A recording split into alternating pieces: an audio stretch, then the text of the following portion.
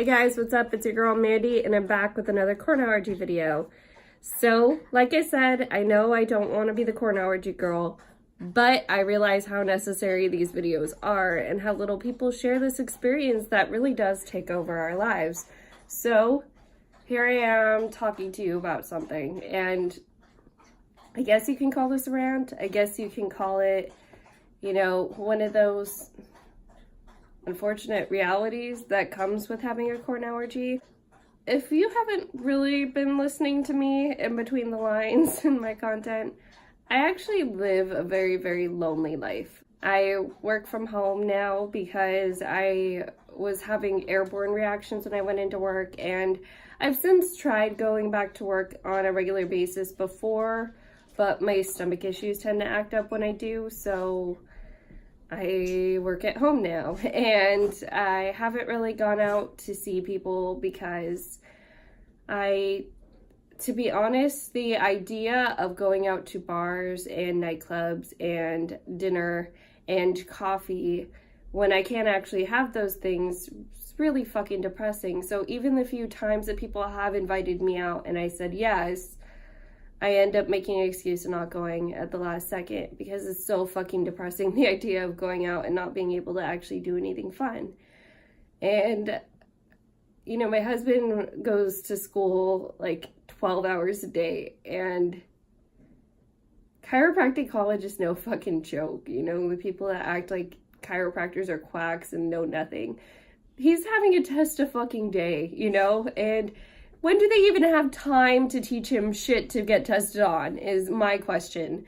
But somehow that's happening, and now he's in a portion of chiropractic college where he's also taking patients in their student clinic, which means I see him basically never. And, I take care of my son. I work from home. I see the same 5 people every day, and outside of that, I only talk to one friend from high school and my boss. I don't have regular communication with people that isn't, a little bit guarded in a way. Because, you can't really speak to people you work with a certain way. And when you don't really have emotional outlets that are friends, it's just all there, and I've gotten to the point now where when I do go into office and see people, I start fucking crying over the littlest shit. I get nervous over the littlest shit. And, I saw someone ask this on the corn allergy group I complain about a lot. Does being corn allergic cause agoraphobia? I would say yes, in my case. I would say it also causes eating disorders. Because, to be honest, the idea of eating sometimes scares the fuck out of me still.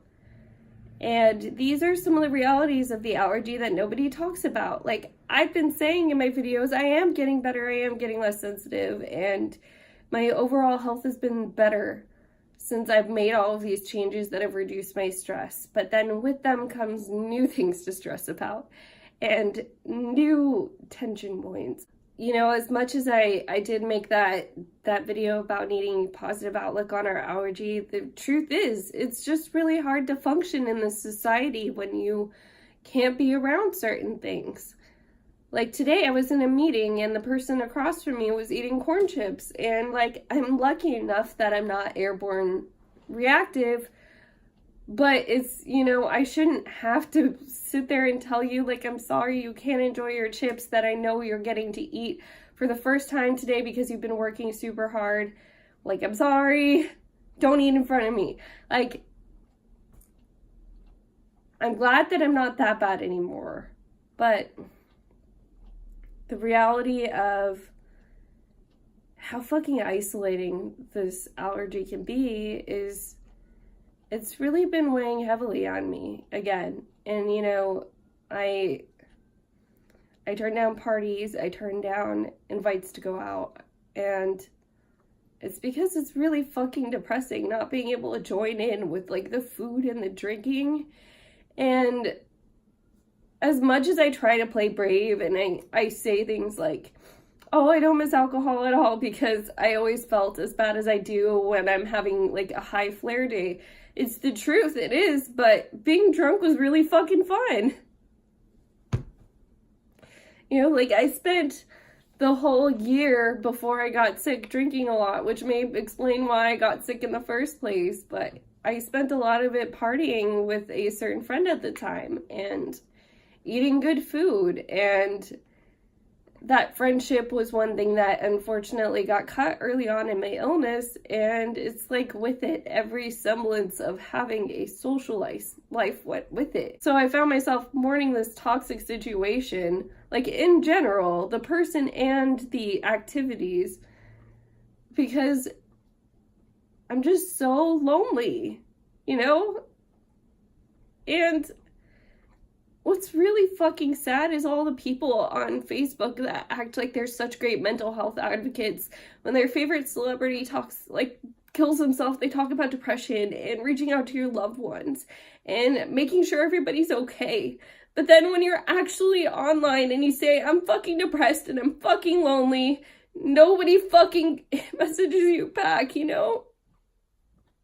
And then when they do, it's stuff you just can't do.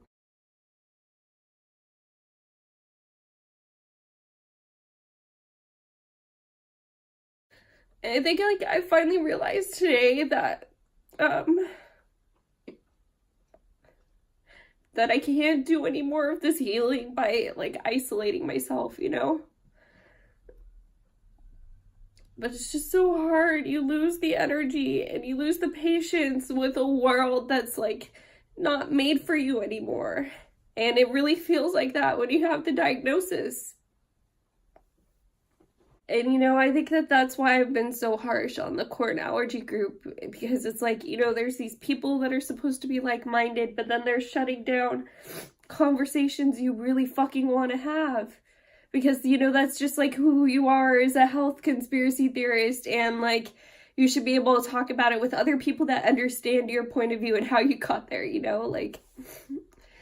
Corn is super heavily genetically modified. That's why we're all acting this way. Yeah, sure, there's people that have corn allergies that predates GMO corn, supposedly according to the group. But fuck, can't we just talk about it?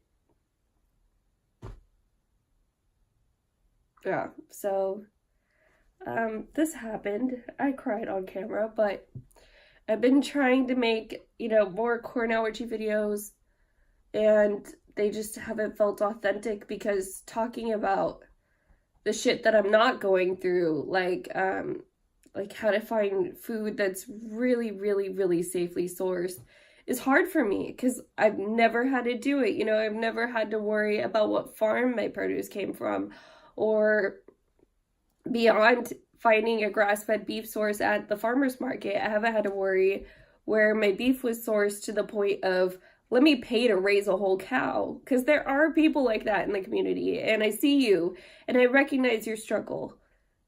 But still, I want to be the advocate for you guys, like the rest of you corn allergy people.